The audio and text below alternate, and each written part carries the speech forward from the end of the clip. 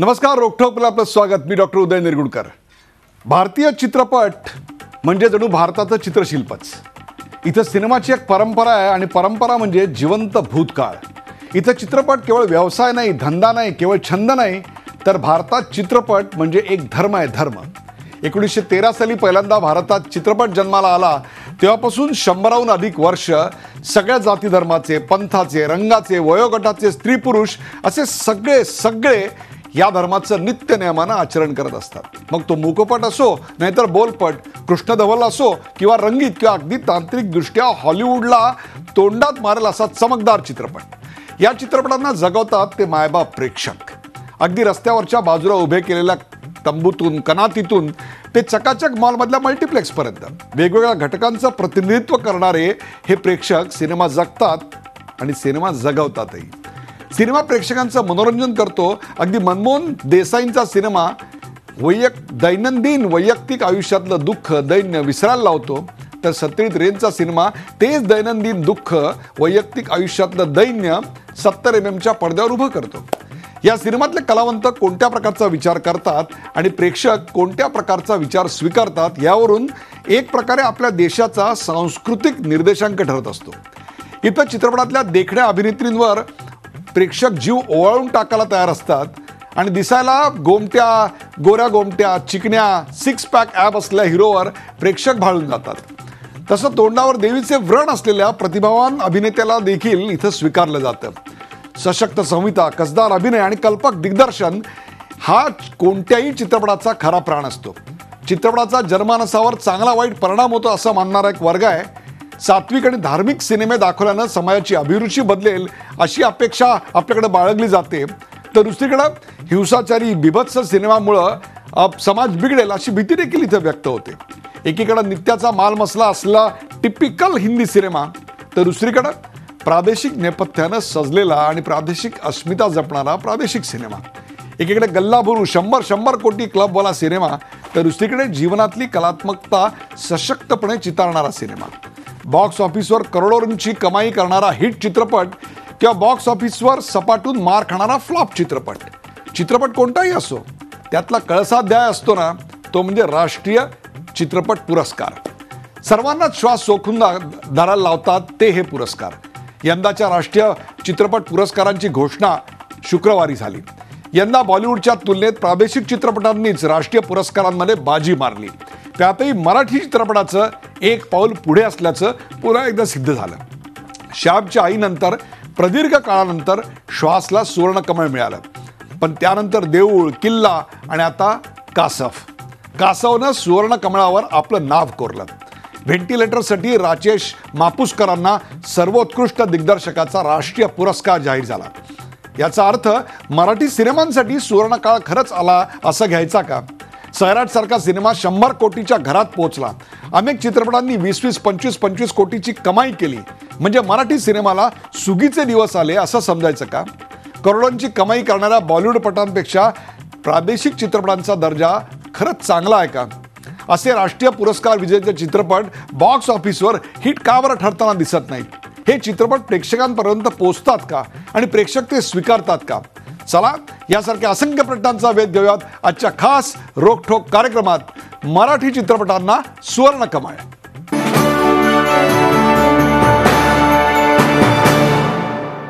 मराठी चित्रपटांचा सुवर्णकाळ या विषयावरचा हा रिपोर्ट आपण पाहिला. तर राष्ट्रीय पुरस्कार जाहीर झाले, त्यावर अर्थातच मराठीची मोहर सुवर्णमुद्रा उमटलेली आणि त्याची चर्चा करण्यासाठी आपण आमंत्रित केले. आपल्या सोबत आहेत जितेंद्र जोशी, ज्यांच्या चित्रपटाला पुरस्कार मिळाला. ते जितेंद्र जोशी आपल्याबरोबर. जितेंद्र जोशी, आपल्या कार्यक्रमात स्वागत.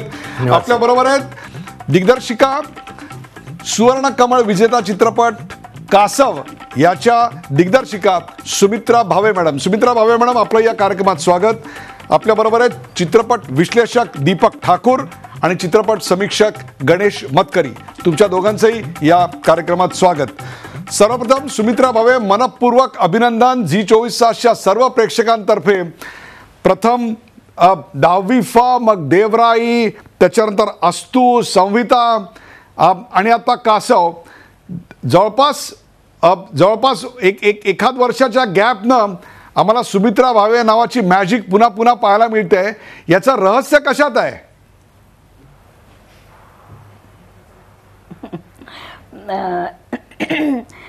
एक रहस्यच म्हणायचं झालं तर तुम्ही सुमित्रा भावे असं म्हणता आहात, पण ते माझे एकटीचे दिग्दर्शित चित्रपट नाही आहेत, तर सुनील सुक्तनकर हे पण माझ्याबरोबर आहेत. तर बरोबरचे सगळे तंत्रज्ञ, अभिनेते या सगळ्यांच्या बरोबर केलेलं टीमवर्क यांनी कदाचित हे साध्य होत असावं असं मला वाटतं. कासव या चित्रपटाला राष्ट्रीय पुरस्कार मिळेल याची आपल्याला काही पुसटची जाणीव होती. अशा स्वरूपाचा चित्रपट आपल्याकडनं घडला गेला आहे असं वाटत होतं हे सगळं करत असताना, कारण मला कल्पना आहे अशा प्रकारचा चित्रपट बनवणं ही काही सोपी गोष्ट नाही. आर्थिक अडचणींपासून ते सर्व प्रकारच्या अडचणींना आपण तोंड दिलं असणार.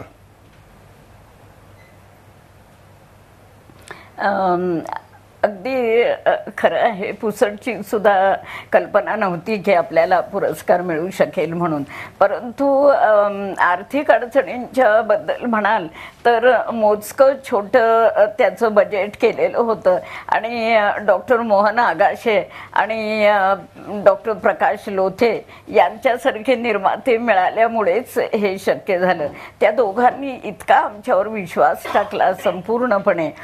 डॉक्टर लोथ्यांनी तर मला अमेरिकेतून असं कळवलं की आस्तूसारखा सुंदर चित्रपट बनवा, बाकी माझी काहीही अपेक्षा नाही. आणि त्यामुळे छोट्या बजेटमध्ये पण या दोघांच्या विश्वासामुळे असा चित्रपट आम्ही बनवू शकलो असं मला वाटतं. सुमित्रा भावे, एखाद्या चित्रपट दिग्दर्शिकाला एखाद्या टीमला राष्ट्रीय पुरस्कार मिळतो त्याचं महत्त्व नेमकं काय असतं? चित्रपट चालणे हे महत्त्वाचं आहे का राष्ट्रीय चित्रपट पुरस्कार मिळणं जास्त महत्त्वाचं आहे? आपल्या दृष्टीनं आत्ता या लेखी काय महत्त्वाचं आहे असं वाटतं मराठी चित्रपटांची अवस्था लक्षात घेता? काय आहे की पुरस्कार आणि चित्रपट चालणं या दोन गोष्टींना आपण एकमेकांच्या विरुद्ध ठेवण्याचं कारण नाही आहे. तसे त्या विरुद्ध गोष्टी नाही आहेत. चित्रपटाला पुरस्कारही मिळावा आणि चित्रपट चालावाही. पुरस्कार मिळणं याचा अर्थ एवढाच असतो की ज्या तज्ज्ञांच्या समितीनं त्या चित्रपटाचं परीक्षण केलं त्यांना तो अत्यंत लायक असा चित्रपट वाटला विषयाच्या दृष्टीने आणि त्यातल्या तांत्रिक किंवा चित्रपटाची जी भाषा त्यात वापरली आहे त्या भाषेच्या दृष्टीने. तेव्हा ही गोष्ट आनंददायक असतेच. शिवाय तो चालणं ही गोष्ट जी आहे ती म्हणजे प्रेक्षकांनी ज्यांनी पाहिला त्यांना तो चित्रपट आवडला.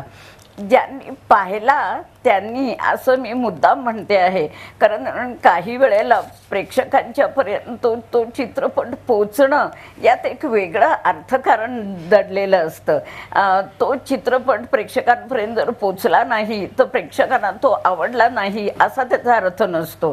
प्रेक्षकांनी पाहिला तर त्यांना आमचा सुद्धा चित्रपट अत्यंत आवडतो असाच आमचा अनुभव आहे. परंतु खूप प्रेक्षकांच्या पर्यंत पोचण्यासाठी ज्या तऱ्हेच्या मोठ्या जाहिराती कराव्या लागतात, सतत टेलिव्हिजनवरून त्या सिनेमाचं अगदी दर 15-15 मिनिटांनी प्रक्षेपण करावं लागतं, म्हणजे प्रेक्षकांना कंटाळा येईस्तोवर ते करावं लागतं, तर तितकं आम्ही करू शकत नाही कारण त्याला खूप पैसा लागतो. तेव्हा अर्थकारण ही वेगळी गोष्ट आहे. तेव्हा एका बाजूने पुरस्कार आणि दुसऱ्या बाजूने चित्रपट चालणं या दोन एकमेकांच्या विरुद्ध ठेवण्याच्या गोष्टी आहेत असंच मला वाटत नाही. एकच गोष्ट महत्त्वाची आहे की चित्रपट हा सच्चा असला पाहिजे. मग तो प्रेक्षकांना खूप आवडणारा आणि खूप पैसे मिळवणारा असला तरी प्रश्नच नाही. तो जो सच्चा चित्रपट असेल तर तो खूप पैसेही मिळवेल आणि तो सच्चा चित्रपट असेल तर तो पैसे न मिळवता काही वेळेला पुरस्कारही मिळवेल. तेव्हा सच्चेपणा ही आणखीन वेगळीच गोष्ट आहे असं मला स्वतःला वाटतं. सुमित्राजी, पहिल्यांदा श्यामची आई, त्याच्यानंतर जवळपास 5 दशकांची गॅप पडली, मग श्वासनी थोडंफार आम्हाला सुवर्णकमळ दाखवलं आणि त्याच्यानंतर आता रेग्युलर हॅबिट झाल्यासारखं मराठी चित्रपटांना पुरस्कार मिळत आहेत, बंगाली चित्रपटांना पुरस्कार मिळत आहेत, दाक्षिणात्य काही भाषेतल्या चित्रपटांना पुरस्कार मिळत आहेत. एकूणच राष्ट्रीय चित्रपटांच्या पुरस्कारांमध्ये प्रादेशिक अस्मिता आणि प्रादेशिक चित्रपटांचं प्राबल्य खूप वाढत चाललं आहे. या नव्या ट्रेंडबद्दल काय सांगाल? हा नवा ट्रेंड आहे असं तुम्ही का म्हणतात हे मला समजत नाही. मला असं वाटतं की पूर्वीपासून राष्ट्रीय पुरस्कारांच्या मध्ये प्रादेशिक चित्रपट हे नेहमीच वरचढ ठरत असत. तो नवा ट्रेंड नाही आहे. मराठीच्या बाबतीमध्ये थोडं असं झालेलं आहे की मध्यंतरी जी एक विनोदी चित्रपटांची सगळी लाट आल्यासारखी झाली होती, त्यामुळे राष्ट्रीय पातळीवर मराठी चित्रपट हा गांभीर्याने पाहिला जात नव्हता. त्यामुळे गंभीर चित्रपट बनवणारे जब्बार पटेल असतील, अमोल पालेकर असतील, मला अशी काही नावं आठवत आहेत की या लोकांना, किंवा आम्ही सुद्धा अगदी दोघी वास्तुपुरुषपासून जे चित्रपट केले, म्हणजे 94-95 साली जे चित्रपट केले, त्यांना एक प्रकारे राष्ट्रीय सन्मान मिळवण्यासाठी किंवा प्रेक्षक मिळवण्यासाठी झगडावं लागलं एक प्रकारे. मग हळूहळू लोक आम्हाला गांभीर्याने घ्यायला लागले, आमची चित्रपट राष्ट्रीय पातळीवर मी म्हणते बघायला लागले. ती एक गोष्ट. चित्रपट हे माध्यम महाराष्ट्रात कलेचा दर्जाच मिळालेला नव्हता, हा दुसरा एक प्रश्न होता असं मला वाटतं. आजकाल मात्र अनेक चांगल्या दिग्दर्शकांच्या प्रयत्नातून ज्या तऱ्हेचे चित्रपट बनत आहेत, त्यामुळे हळूहळू अभिजात कलेच्या स्थानाकडे चित्रपट ही कला जाते आहे आणि ही फार स्वागतार्ह गोष्ट आहे असं मला स्वतःला वाटतं. कारण खरंच आहे, चित्रपटामधून त्या त्या समाजाचा संपूर्ण सांस्कृतिक इतिहास उभा राहत असतो. तेव्हा विनोदी चित्रपटांमधून महाराष्ट्राचा जो काही सांस्कृतिक इतिहास मधल्या काळामध्ये उभा राहत होता, तो काही सच्चा महाराष्ट्राचा इतिहास होता असं मला वाटत नाही. पण आज आता अनेक चांगले दिग्दर्शक ज्या तऱ्हेचे चित्रपट मराठीमध्ये वेगवेगळे विषय घेऊन तयार करत आहेत, कितीतरी नावं माझ्या डोळ्यासमोर येत आहेत. तेव्हा त्या सगळ्या मधून जे सांस्कृतिक चित्र महाराष्ट्राचं उभं राहत आहे ते अत्यंत स्वागतार्ह आहे आणि अभिमानाची गोष्ट आहे ती महाराष्ट्राला, असं मला जरूर वाटतं. एक छोटासा प्रश्न या ठिकाणी असा येतो सुमित्राजी, की ज्या भाषांना अतिशय संपन्न अशा स्वरूपाचं साहित्य आहे, त्या भाषांमध्ये अत्यंत सकस अशी चित्रपट निर्मिती होताना दिसते आहे, असा निष्कर्ष याच्यातनं काढायचा आहे का? म्हणजे उदाहरणार्थ बंगाली असेल, मराठी असेल, जिथे खूप चांगलं साहित्य लिहिलं गेलेलं आहे. नाही, हे एक काही प्रमाणामध्ये हा निष्कर्ष योग्य आहे. कारण बंगालीमध्ये आता उदाहरणार्थ रवींद्रनाथ टागोरांच्या लेखनावर बरेच चित्रपट झालेले आहेत, किंवा शरदचंद्र चटर्जींच्या लेखनावर, विभूतीभूषणच्या लेखनावर अनेक चित्रपट झालेले आहेत. तितके मराठीमध्ये ते झाले नाही, ते खरं आहे. पण या विनोदी चित्रपटांच्या लाटेच्या आधी अनेक चांगले लेखक हे मराठी चित्रपट लिहित होते आणि त्यावेळेचे मराठी चित्रपट हे चांगल्या दर्जाचे सुद्धा होते असं मला स्वतःला जरूर वाटतं. पण अभिजात वाङ्मयाचा दर्जाच मुळी महाराष्ट्राने बरीच वर्ष या कलेला दिला नाही आणि त्यामुळे चांगले मध्यमवर्गीय कलावंत, लेखक हे या क्षेत्राकडे फारसे वळलेच नाहीत असं मला वाटतं. आज मात्र हे चित्रपटाचं तंत्रज्ञान सुद्धा थोड्या अधिक सोपेपणे तरुणांच्यापर्यंत पोचलेलं आहे.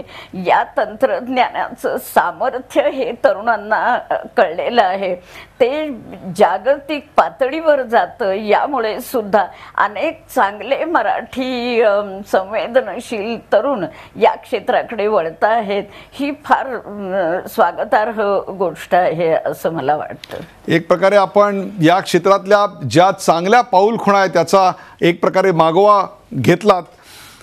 जितेंद्र जोशी, कासव दशक्रिया, व्हेंटिलेटरचा बॅकबोन कोण असेल तर आमचा जितेंद्र जोशी होता. मराठी चित्रपट आता एक प्रकारे व्हेंटिलेटरच्या अवस्थेत नक्की बाहेर आलाय, काय सांगाल? पहिली प्रतिक्रिया काय होती कळल्यानंतर मला एकतर आनंद झाला व्हेंटिलेटरसाठी, कारण बाकी कोणाला पुरस्कार मिळो न मिळो राजेश मापुसकर यांना पुरस्कार मिळाला. कारण व्हेंटिलेटर आपल्याला जो काही दिसतो आहे आत्ता, तर तो सर्वस्वी त्याचं सगळंच्या सगळं श्रेय हे राजेश मापुसकर यांचं आहे. कारण त्यांनी तो लिहिला, त्यांनी तो जगवला, त्यांनी तो वाढवला आणि त्यांनी तो पोहोचवला. इतक्या मोठ्या कलाकारांची फौज घेऊन तो सिनेमा करणं ही अत्यंत अवघड गोष्ट होती जी त्यांनी केली. त्यामुळे राजेश मापुसकर यांच्याविषयी मला प्रचंड आनंद आहे. आणि दशक्रियाला सुद्धा जे यश मिळालं त्यासाठी सुद्धा मी खूप खुश आहे. परंतु मला आणखी जास्त आनंद होतोय सुमित्रा भावे आणि सुनील सुक्तनकर यांच्यासाठी. कारण गेली अनेक वर्ष माझ्यासारख्या अनेक तरुणांना ज्यांचे सिनेमे बघून, फक्त सिनेमे बघूनच नाही तर त्यांची जीवनशैली जी आहे, त्यांचं जे आचरण आहे ते पाहून होय, या क्षेत्रात सुद्धा अशी गुरुतुल्य माणसं असू शकतात आणि अशा प्रकारचं जीवन, अशा प्रकारचं आचरण, अशा प्रकारची विचारधारा यांची असू शकते. यामधून आम्हाला काहीतरी त्यांच्याकडून मिळतं. तर त्यामुळे सर्वप्रथम मी त्या दोघांचं मी अभिनंदन करतो आणि त्यांच्या टीममधल्या प्रत्येक माणसाचं. कारण जेव्हा कधी आम्ही त्यांच्याकडे पाहतो, जेव्हा कधी त्यांच्याबरोबर त्यांचा सहवास लाभतो, काम करण्याची संधी तर फार कमी मिळाली त्यांच्यासोबत, परंतु फार आनंद होतो की हो, अशा व्यक्तींना हा पुरस्कार जेव्हा सुवर्णकमळ मिळतं तेव्हा आणखी अशा पद्धतीचं काम करू पाहणाऱ्या अनेक लोकांना एक बळ मिळतं. दिलीप ठाकूर, एखाद्या चित्रपटासाठी राष्ट्रीय पुरस्कार मिळणं, विशेषतः अशा प्रादेशिक चित्रपट, मग तो व्हेंटिलेटर असेल, दशक्रिया असेल, कासव असेल, काय महत्त्व असतं त्याचं? याचं महत्त्व खूप आहे. मगाशी यांनी जो मुद्दा मांडला सुमित्रा भावेने की प्रादेशिक सिनेमाचं वर्चस्व यापूर्वी होतंच, बरोबर आहे. 70, 80, 90च्या दशकातलं जर आपण राष्ट्रीय पुरस्कारांचं जर बघितलं काय काय स्थिती आहे, तेव्हा हिंदी सिनेमा खूप मागे होता. आपण हिंदी सिनेमाचं गेल्या काही वर्षामध्ये जे बघतो, म्हणजे कंगना राणावतला मिळालं, पुन्हा अमिताभला मिळालं, किंवा गेल्या वर्षी बजरंगी भाईजानला मिळालं, किंवा बाहुबलीला तर मेन अवॉर्ड्स मिळालं. त्यावेळेला असं एक चित्र निर्माण झालं की हिंदी सिनेमा कुठेतरी डॉमिनेट करतोय का, गेल्या 2-3 वर्षातलं चित्र आहे. यावर्षी काय झालं की तो हिंदी सिनेमा परत कुठेतरी मागे सरकतोय आणि प्रादेशिक चित्रपट येतोय. ज्या वेळेला प्रादेशिक चित्रपटांना महत्त्व मिळतं त्यावेळेला असं होतं की तुमचं स्थानिक जी संस्कृती आहे, लोकल भाषा आहे किंवा प्रादेशिक भाषा आहे, त्याला कुठेतरी महत्त्व येत चाललेलं आहे. आणि आता ह्यावेळच्या जर आपण बघितलं तर बघा, त्याच्यामध्ये आसामी चित्रपटाला पण स्थान दिलेलं गेलं आहे, झारखंडलाही स्थान दिलं गेलेलं आहे, आणि उत्तर प्रदेशला सुद्धा सिनेमा फ्रेंडली म्हणून एक असा उल्लेख आलेला आहे. वेगळ्या नवीन प्रकारची कॅटेगरी की प्रादेशिक चित्रपटाचं जे वैविध्य आहे, म्हणजे तेलुगू बरं, एक अत्यंत महत्त्वाचं तुम्हाला दिसेल की यावेळेला जो सर्वाधिक कमर्शियल सिनेमा आहे, जे बजरंगी भाईजानला मिळालं होतं ते यावेळेला तेलुगू सिनेमाला आहे. म्हणजे प्रादेशिक सिनेमाचं आता वर्चस्व जे आहे ते कुठेतरी व्यावसायिकदृष्ट्या सुद्धा वाढते का, हा एक नवा मुद्दा या प्रादेशिक चित्रपटांचं व्यावसायिक महत्त्व देखील वाढतंय. सुमित्रा महाजन, ब्रेकवर जाण्यापूर्वी आपल्याला छोटासा प्रश्न असा आहे की याचा अर्थ प्रेक्षक जो हे चित्रपट पाहतोय तो अधिकाधिक परिपक्व होत चाललाय, बदलत चाललाय, मॅच्युअर्ड होत चाललाय, शिक्षणाचा दर्जा वाढलाय, आयुष्याविषयीची त्याची अनुभव किंवा माध्यमांचा भडीमारातून त्याला मिळणारं जगाचं जे आकलन आहे ते वाढत चाललंय. या सगळ्याचा परिणाम कुठेतरी चित्रपटाच्या आस्वादकतेवर आणि त्याच्या ॲक्सेप्टेबिलिटीवर, त्याच्या स्वीकारार्हतेवर होताना दिसतोय. प्रेक्षक परिपक्व झालाय का? आपलं काय म्हणणं आहे? हो, अगदी मला असं वाटतंय की प्रेक्षक परिपक्व होत चाललेला आहे. कारण आम्हाला इतक्या प्रकारची माणसं भेटतात आणि आता आमचे चित्रपट हे काही यूट्यूबवर सुद्धा दाखवले जात आहेत, त्याच्यावर ते आहेत, त्यामुळे अनेकांना ते सहज उपलब्ध होऊ शकतात. आणि त्यामुळे कितीतरी प्रकारचे प्रेक्षक भेटतात म्हणणारे की आम्हाला तुमचे चित्रपट आवडतात, आणि विशेषतः तरुण वर्ग तसा भेटतो म्हणणारा की तुमचे चित्रपट आम्हाला आवडतात म्हणून. तेव्हा नक्कीच मला असं वाटतं की प्रेक्षकांच्या प्रगल्भतेचं हे लक्षण आहे. प्रेक्षकांना आता जागतिक सिनेमा हा उपलब्ध असतो, आणि त्यामुळे मला फार बरं असं वाटतं की आमच्यासारख्यांचे चित्रपट जे नेहमीच्या मराठी पठडीतले नाहीत, थोडे वेगळे आहेत, त्यांच्याकडे जागतिक चित्रपटाच्या पातळीनीच पाहिलं जातं आणि तशा प्रकारेच त्यांचा आस्वाद घेतला जातो. ही फार चांगली गोष्ट आहे असं मला वाटतं. त्यामुळे एकाच वेळेला आम्हाला स्थानिकही राहायचं आहे, कारण त्या संस्कृतीचे, त्या भाषेचे आम्ही भाग आहोत, आणि त्याच वेळेला जागतिक स्तरावर सुद्धा पोचायचं आहे, आणि ते आम्ही आज पोचू शकतोय असं मला वाटतं. लोकल कंटेंटचा ग्लोबल आविष्कार जर कोण करत असेल तर वास्तुपुरुष, अस्तू, संहिता, 10वी फ, देवराई आणि यानंतर आता कासव याच्यातनं आपण करताय. ब्रेक नंतर आपण नसणार आहात म्हणून आपल्याला कामाच्या व्यस्ततेमुळे आपण या कार्यक्रमात सहभागी होणार नाही आहात. म्हणूनच एक प्रश्न आहे, कासव झालं, आता पुढं काय? बोला. पुढं काय? पुढे पुढे खरं म्हणजे माझ्या डोळ्यासमोर 2 विषय आहेत. मला माहिती नाही कोण निर्माते अशा तऱ्हेच्या विषयांना पाठिंबा देतील. एक, मला मनापासून विनोबा भावे यांच्या भूदान चळवळीवर चित्रपट करण्याची खूप इच्छा आहे. तो एक वेगळा अहिंसक प्रयोग होता भारताचा आणि ते भारताचं मोठंच कॉन्ट्रीब्युशन आहे जागतिक पातळीवर केलेलं असं मला वाटतं.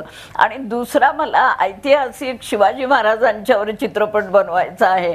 एका स्त्रीचा शिवाजी महाराजांच्या बद्दलचा दृष्टिकोन. मला माहिती नाही कोण निर्माता याच्याकरता मला सहकार्य देईल ते, पण इच्छा आणि स्वप्न तर जरूर आहे.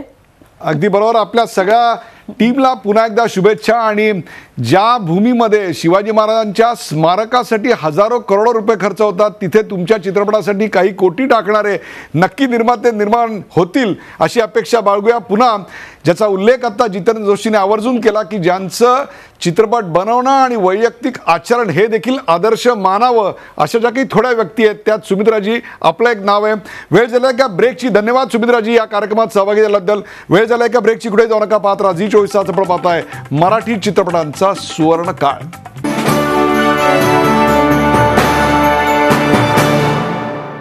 मराठी चित्रपटांचा सुवर्ण काळ या विषयावर आपण चर्चा करतोय. या वर्षीच्या राष्ट्रीय चित्रपट पुरस्कारांची घोषणा झाली आणि त्यावर मराठी मुद्रा प्रामुख्याने आपल्याला उमटलेली दिसली. मग ते दशक्रिया असेल, व्हेंटिलेटर असेल किंवा कासव असेल, या सगळ्यांना प्रचंड मोठ्या प्रमाणात आज राष्ट्रीय मान्यता मिळाली. आपल्यासोबत दिलीप ठाकूर, गणेश मतकरी आणि जितेंद्र जोशी आहेत. गणेश मतकरी, ह्या वर्षीच्या पुरस्कारांचं वैशिष्ट्य काय म्हणाल आपण, वेगळेपण काय आहे? मला असं वाटतं की गेल्या वर्षीचा जो होता निकाल, बाहुबलीला त्यांनी सर्वोत्कृष्ट दिलं होतं आणि बरीचशी मेजर अवॉर्ड्स होती ती हिंदीशी संबंधित लोकांना होती आणि बजरंगी भाईजानसारख्या इतर सिनेमांना सुद्धा त्यांनी सेलिब्रेट केल्यासारखं केलं होतं. तर मला असं वाटतं की आता त्यांनी मुळात जर राष्ट्रीय पुरस्कारांचे निकष जर बघितले, म्हणजे मी 2011ला मी त्यांच्या ओरिजिनल ज्युरीवर होतो नॅशनल अवॉर्ड्सच्या, तर त्यांचे असे निकष आहेत की कलात्मकतेला अधिक महत्त्व आलं पाहिजे आणि लोकप्रियतेला हे त्या मानाने दुय्यम महत्त्व आहे असं ते सुरुवातीला सुद्धा सांगतात आणि त्या पद्धतीनेच त्याचे निकाल लागणं ही अपेक्षा असते. तर त्यामुळे मला वाटतं गेल्या वर्षीचा जो एकदम उलट्या पद्धतीचा जो निकाल लागला आणि त्यावर जी स्ट्रॉंग रिॲक्शन आली त्यावरून थोडंसं हे त्यांचं पुन्हा एकदा आपल्या रूट्सकडे जाणं अवॉर्ड्स हे अशा पद्धतीचा हा निकाल लागलेला मला दिसतोय. याच्यामध्ये सुद्धा काही अशा आहेत की नीरजासारख्या याला मिळणं, तरी सुद्धा नीरजासुद्धा सिरियस सब्जेक्ट म्हणजे पॉप्युलर अशा पद्धतीचा सिनेमा नाही. रुस्तम सारखे काही त्याच्यामध्ये आहेत की जरा अधिक पॉप्युलर ह्याच्याकडे झुकणार किंवा अक्षय कुमारला देणं वगैरे, पण हे त्या मानाने कमी आहे आणि अधिक त्यांचा पुन्हा कलात्मकतेचा निकषावरती बक्षिसं देण्याचा त्यांचा हे आहे. आणि आपल्याकडे मराठी सिनेमाचं नाव हे जे आहे राष्ट्रीय पातळीवरती ते कलात्मक सिनेमासाठी आहे. म्हणजे आपण आपल्याकडचे जर सिनेमे बघितले तर जवळजवळ 90% सिनेमे हे तेवढ्या चांगल्या दर्जाचे अजूनही होत नाहीत आणि जवळजवळ 10% सिनेमे हे चांगले खरे असतात आपल्याकडे आणि त्याच्यातही उत्कृष्ट म्हणायचं तर 2-3% वगैरे असतात. पण तरीसुद्धा एक गेल्या श्वासनंतरच्या ज्या काही दिवसांमध्ये जो सिनेमा आलेला आहे आणि त्याच्यामधून एक आपल्या सिनेमानी एक एस्टॅब्लिश केलं, काही चांगले दिग्दर्शक आले आहेत, काही चांगले सिनेमे आले आहेत आणि हे सातत्याने काम करणारे सुमित्राबाई, सुनील सुक्तनकरांसारखे लोक तर आहेतच. तर ह्याच्यामधून एक चित्र मराठी सिनेमाचं जे आहे ते कलात्मक सिनेमासाठी चांगलं अशा पद्धतीचं आहे. आणि आतासुद्धा आपण कुठल्या परभाषिक चित्रपट उद्योगाशी संबंधित माणसाशी बोललो तर ते त्यांच्या बोलण्यामध्ये नेहमी असं येतं की तुमच्याकडे म्हणजे रेनेसान्स आलेलं आहे वगैरे, अशा पद्धतीनं त्यांच्यासमोर एक मोठं आपलं चांगलं मराठी सिनेमाचं चित्र आहे. तर म्हणून त्यामुळे मला वाटतं असं वाटतं की एक कलात्मक ह्याला महत्त्व द्यायचं म्हणून मेजर मराठीचा हा प्लॅटफॉर्म पुन्हा तयार करावा. बेस्ट सिनेमा आपला, बेस्ट दिग्दर्शक आपला आणि इतर सुद्धा एकूण ओव्हरऑल आपल्याकडे काठे बक्षिसं आपल्याला देणं, यामुळे पुन्हा एकदा त्यांनी आपल्या रूट्सकडे जाण्याचा हा प्रयत्न आहे असं मला एक दिलीप, असा एक प्रश्न येतो की रुस्तम हा नानावटी खटल्यावरचा आधारलेला किंवा त्याच्यावर बेतलेला चित्रपट, किंवा नीरजा हा नीरजा भानोत नावाच्या एअर होस्टेसनी अतुलनीय धैर्य दाखवलं एका विमान अपहरणाच्या वेळेला, त्यावेळच्या केला. आपल्याकडे कुठेतरी सत्य घटनेवरचे आधारित चित्रपट हे यशस्वी देखील होत आहेत आणि त्यांना राष्ट्रीय पुरस्कार देखील मिळत आहेत. हे चांगलं लक्षण आहे ना. म्हणजे हिंदी सिनेमा आपण पूर्वी असं म्हणायचो की नुसता मसालेदार किंवा बिंडोक सिनेमा, त्याच्यापासून आपण एक कोसोत दूर येत चाललेलो आहे असं एक चित्र आहे. पण मला वाटतं हे गुड साईन, कारण गेल्या वर्षी पुन्हा एअरलिफ्ट पण तसाच पठडीतला सिनेमा आला, रंगून आला. आता रंगून फसला तो भाग वेगळा, परंतु हे चांगलं लक्षण आहे. आणि अशा चित्रपटांना जर राष्ट्रीय पुरस्कार मिळत असेल तर मला वाटतं की हिंदी सिनेमासुद्धा काही प्रमाणात आता गंभीरपणे घेतला जाईल. ह्या गझे अटॅकसारखा एक अतिशय वेगळा सिनेमा यावर्षी आपल्याला पाहायला मिळाला. तो मला वाटतं पुढच्या वर्षी त्याचाही विचार होईल ह्या पुरस्कारासाठी. पण मला वाटतं हे अतिशय चांगलं लक्षण आहे की अशा टाईपचे फिल्म मोठ्या प्रमाणामध्ये हिंदीमध्ये बनते आहेत आणि तो सिरियस सिनेमाकडे, व्यावसायिक सिनेमा वळतोय. हा एक नवा ट्रेंड सेट होतोय. फक्त आपल्याकडे आत्ता कासव, दशक्रिया, व्हेंटिलेटर, मुक्तिभवन अशा चित्रपटांना पुरस्कार मिळताना दिसत आहेत. मराठी चित्रपटाचा सुवर्णकाळ सुरू झाला असं म्हणायचं का? नाही, पुरस्कार मिळतात म्हणजे प्रेक्षक कुठे आहेत? गेल्या वर्षी 28 एप्रिलला अगदी सैराट रिलीज झाला. आता 1 वर्ष होईल. सैराट नंतर जे मराठी चित्रपट आले त्यापैकी किती चित्रपटांना बऱ्यापैकी यश मिळालं? फार निराशाजनक चित्र आहे. किंवा चांगले चित्रपट किती आले? अगदी ह्या वर्षी 21 पिक्चर रिलीज झाले आजपॅन मराठीतले. जेमतेम एखादा सिनेमा बघण्यासारखा होता. मग हे जे काही चालले म्हणजे ही जी कर परतीची योजना आहे त्याच्यामुळे चित्रपटांची संख्या वाढते, परंतु दर्जा आणि प्रेक्षकांची संख्या वाढते. कर परतीची योजनेला नुसतं दोष देता येणार नाही. आता कसं आज हा पुरस्कार मिळाला ना, ह्या निमित्ताने सुद्धा 20 चित्रपट सुरू होतील. पण नुसतं चित्रपट सुरू होणं नको ना. जे गांभीर्याने येत आहेत लोक किंवा जे आहेत त्यांचे चित्रपट आले पाहिजे, नीट रिलीज झाले पाहिजे. आता कासव किंवा दशक्रिया हे चित्रपट प्रेक्षकांपर्यंत पोहोचणं जसं आवश्यक आहे तसं प्रेक्षकांनी सुद्धा त्या चित्रपटांकडे येणं आवश्यक आहे. जसे व्हेंटिलेटरकडे आले. महत्त्वाचं आहे आत्ता ही जी चर्चा चालू आहे म्हणजे पुढचे काही दिवस ह्या 2 चित्रपटांचा जो इम्पॅक्ट राहील त्या इम्पॅक्टमध्ये पिक्चर प्रदर्शित होणं अत्यंत गरजेचं आहे. कसं गेल्या वर्षी तर रिंगण अजून रिलीज नाही झाला, 1 वर्ष झालं तरी. हाच तर गणेश सवाल आहे की चांगला मराठी सिनेमा प्रेक्षकांपर्यंत का पोचत नाही आहे. आणि ज्यांना राष्ट्रीय पुरस्कार मिळतात ते बॉक्स ऑफिसवर किंवा आमच्यापर्यंत पोचत देखील आहे. बॉक्स ऑफिसच्या नंतरची गोष्ट आली, आमच्यापर्यंत पोचताना सुद्धा दिसत नाही आहेत. याला मगाशी थोड्या प्रमाणात याचं कारण सुमित्रा त्यांनी सांगितलं की त्याला एक प्रकारची जी वितरण व्यवस्था लागते आणि त्याला जे एक अर्थसहाय्य लागतं मोठ्या प्रमाणामध्ये, ते आज जवळजवळ कोणाकडेच नाही आहे. म्हणजे जे सुमित्राताईंसारखे जे वेगळ्या पद्धतीचे सिनेमे बनवतात तेच मी म्हणत नाही आहे.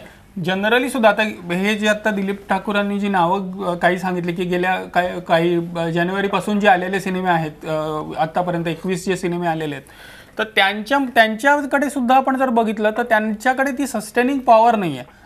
हल्लीच्या पद्धत अशी आहे की पूर्वी कसं असायचं की जुबिल्या व्हायच्या सिनेमांच्या आणि काही आठवडे चालायचे, तेव्हा एक माउथ पब्लिसिटी हा एक मोठा होता की लोक बघायचे सिनेमा आणि तो जर चांगला असला तर मग ते दुसऱ्याला सांगायचे आणि त्याच्या जीवावर सिनेमा सस्टेन होऊ शकायचा. आपल्याकडे आता जे डिजिटलायझेशन आणि वितरणाची जी व्यवस्था आहे त्याच्यामध्ये असं असतं की तुमचा जर विकेंडला म्हणजे शुक्रवार, शनिवार, रविवार ह्याच्यामध्ये जर सिनेमा चालला नाही तर तुमचा थिएटरचे शोज कमी होतात, काही वेळा काढूनही टाकले जातात सिनेमे. त्यामुळे ही जी सस्टेनिंगनेबिलिटी होती पूर्वी ती आता ती आता उरलेलीच नाही. त्यामुळे तुम्हाला जर तुम्ही कोणाला सांगितलं की हा सिनेमा चांगला आहे पण विकेंडला जर त्या सिनेमाने धंदा केला नसेल तर तो सिनेमा ऑलरेडी गेलेला असतो थिएटरमधून. त्यामुळे त्याचा वर्ड ऑफ माउथचा काहीही फायदा होतो. त्यामुळे जर तुम्हाला आता चे जे सिनेमे येतात किंवा ज्यांच्या हाताशी वितरण मीडिया आहे, एक आर्थिक ताकद आहे, व्यवस्थापन कौशल्य आहे आणि मार्केटिंग किंवा जाहिरातीची कला ज्यांनी आत्मसात केलेली आहे आणि जनमानसावर पकड आहे आणि ते हॅमर करू म्हणजे तितक्या वेळा तो त्यांनी लोकांसमोर तो मांडला पाहिजे की हा सिनेमा आलाय नवीन, हा सिनेमा यातली गाणी ही आहेत वगैरे वगैरे. तर त्यामुळे जो टीव्हीचा ऑडियन्स आहे खास करून की जो सिरियल्स बघतो तर त्यांच्यामध्ये ब्रेकमध्ये सतत जर तो सिनेमाचं नाव येत राहिलं तर त्या लोकांना एक इंटरेस्ट तयार होतो. त्यामुळे त्यांचे सिनेमे हे चालू शकतात. मग त्या सिनेमाचा पुन्हा काही वेळा ते दर्जेदार असले तर त्यांना फायदा होतो.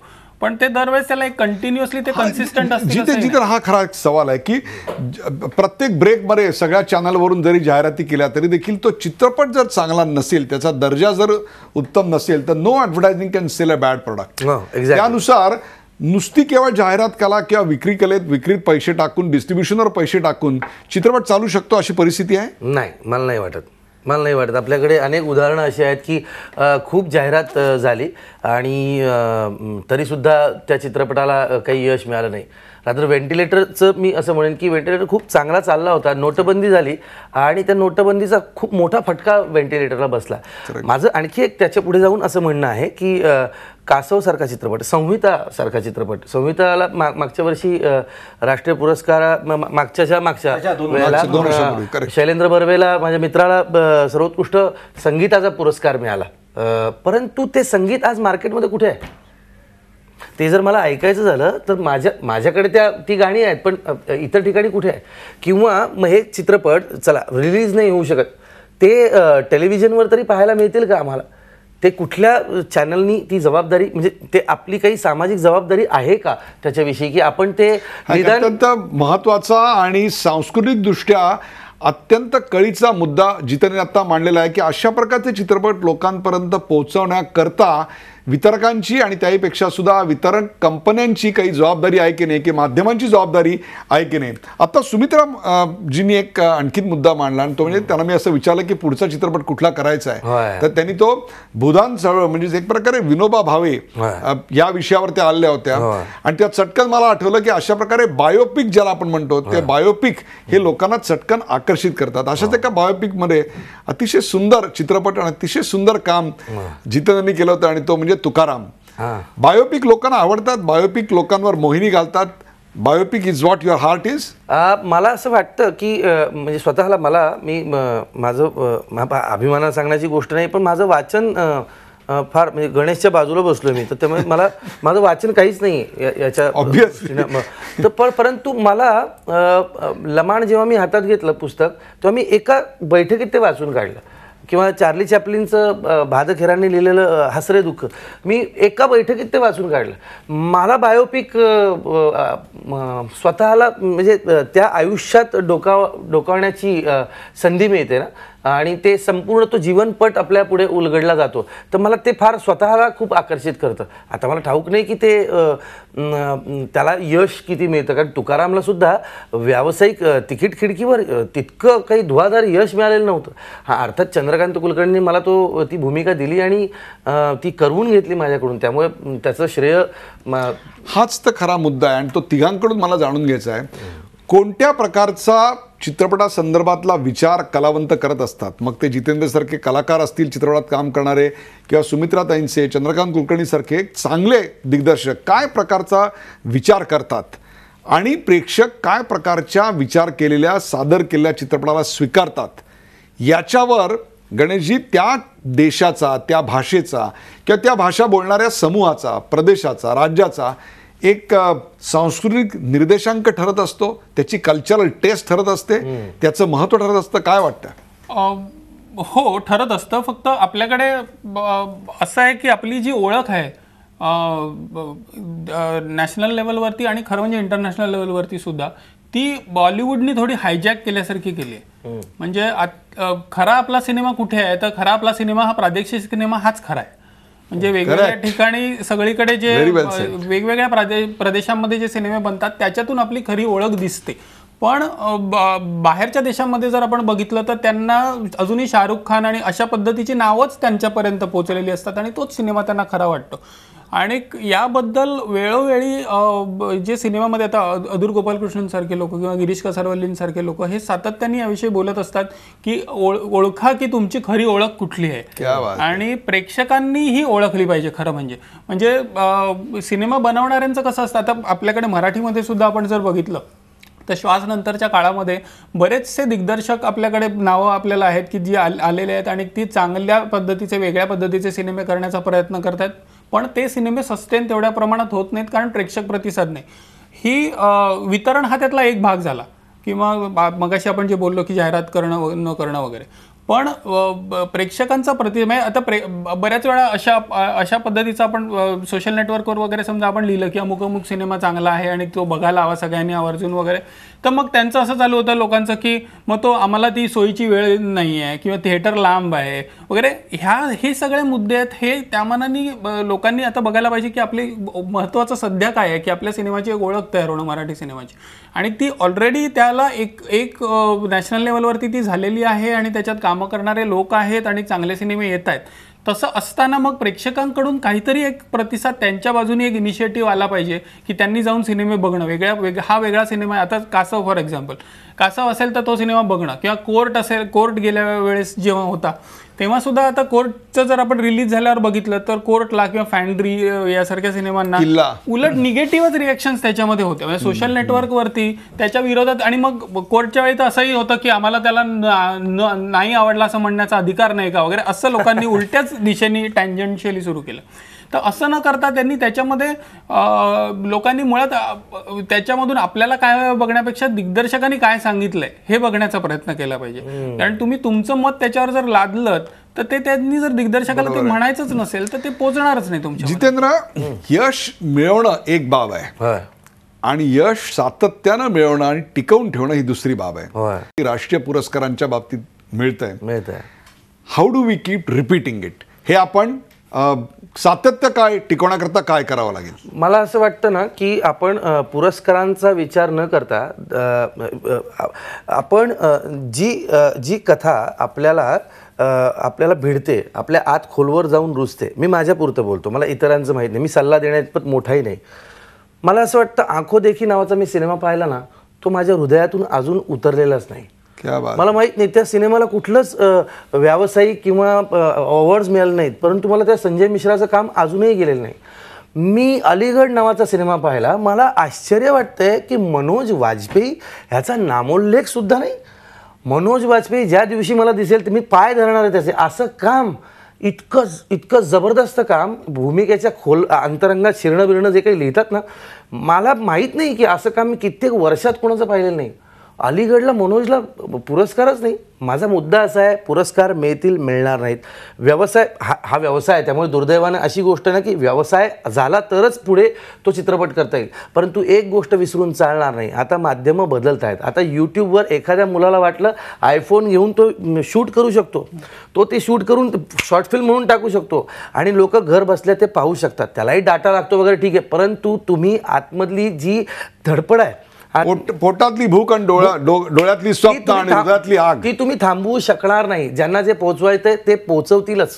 त्यामुळे मला हीच गोष्ट वाटते की एक दिस येई तसा दुजा दिस येई तसा जाई ग येई तसा जाई. माझ्या माहेरचा सूर्य उशिरानं उगवायचा, दुपारच्या वक्ताला निजू निजू लोळायचा, सासराच्या दिवसाला 36च्या वर तास कसा उरक मांडावा कामाधामाची हिरा. असं इतकं जबरदस्त गाणं सुनील सुक्तनकरांनी लिहिलेलं, ते माझ्यापर्यंत आहे. मी एकदा ऐकलं हृदयात आहे. इतर लोकांपर्यंत ते कधी पोचणार? भले तुम्ही नका पोचू, यूट्यूबच्या माध्यमातून आम्ही पोचू, अनेक माध्यमं आहेत जी पोचवतील, परंतु खरं काम करत राहिलं पाहिजे. जे सुमित्रा ताईंनी सच्चा चित्रपट केला पाहिजे. एक आणखीन मला या निमित्तानं प्रेक्षकांसाठी आणि या सर्व मान्यवरांसाठी एक प्रश्न चर्चेला घ्यायचा आहे, आणि तो म्हणजे आमच्याकडे फार विचित्र अपेक्षा आहेत चित्रपटाकडून.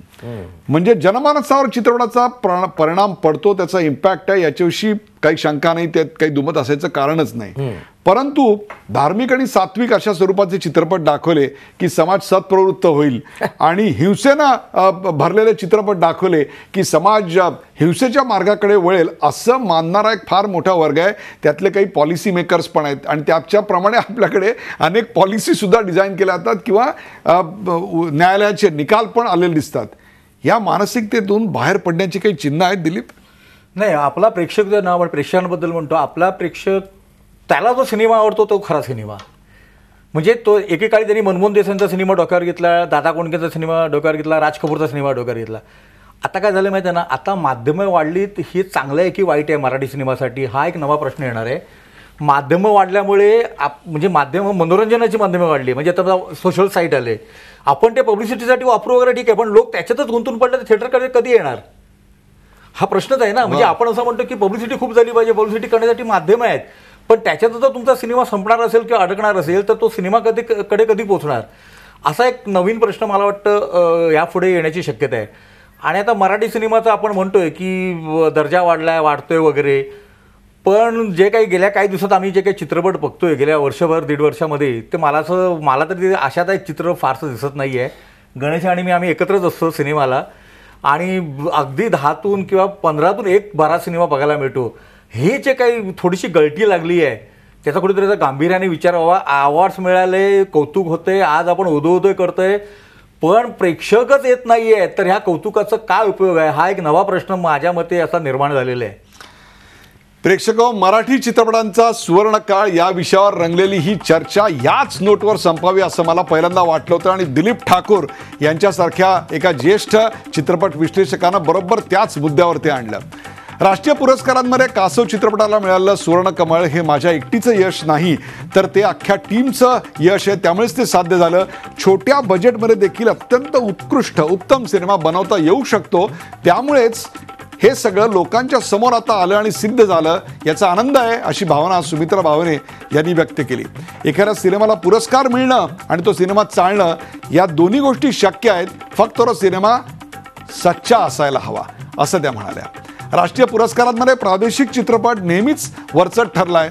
दर्जेदार मराठी सिनेमांची निर्मिती सध्या होती आहे, नवे नवीन विषय येत आहेत, त्या माध्यमातून महाराष्ट्राचं एक नवं सांस्कृतिक चित्र उभं राहतंय, ही अभिमानाची बाब आहे. हे सांगताना विनोबा भावेंच्या भूदान चळवळीवर आणि छत्रपती शिवाजी महाराज यांच्यावर सिनेमा बनवण्याची इच्छा सुमित्रा भावे यांनी यावेळी बोलून दाखवली.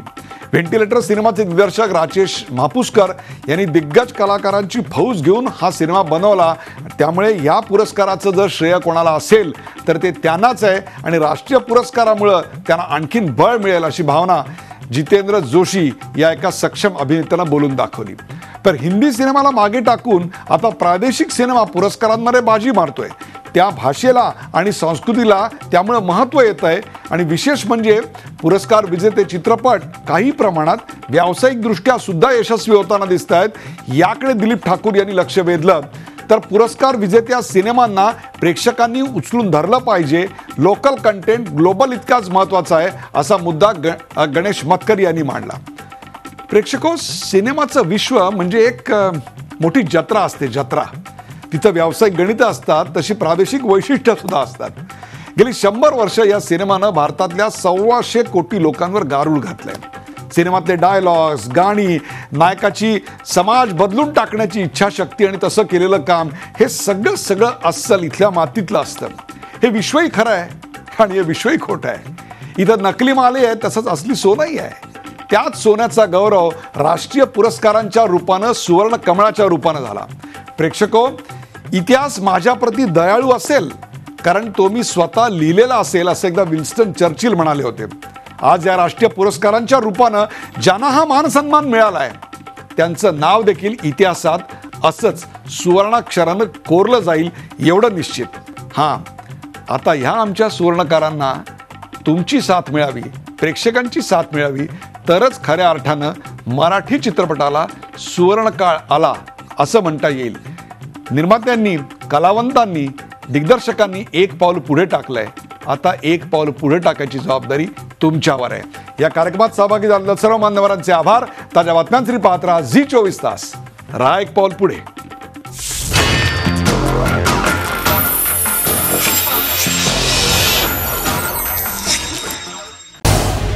झी24 तास रहा एक पाऊल पुढे.